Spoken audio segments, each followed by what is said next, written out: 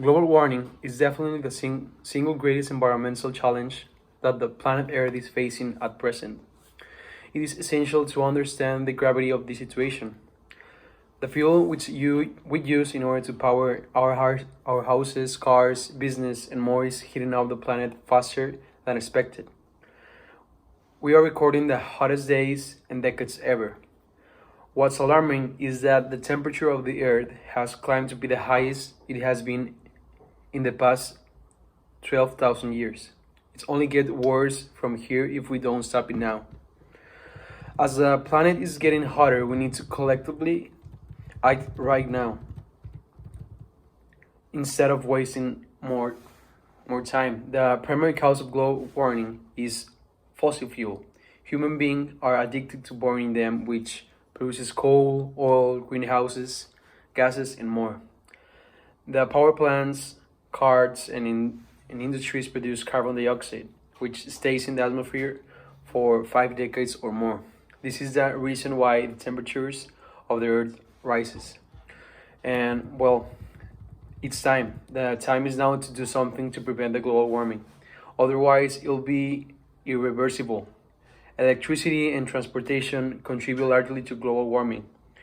So we must begin there. It is important to know that there is no silver bullet, that we must all come together to tackle global warming as a whole. Every home, business, industry, individual efforts is required to tackle this crisis. Coal produces tons of carbon dioxide annually. We need to find a way to clean up coal. We can also tackle global warming by beginning with putting agriculture in the system. We must encourage farmers to adapt to greener farming practices. For instead, they must till and less often and plant trees on vacant land.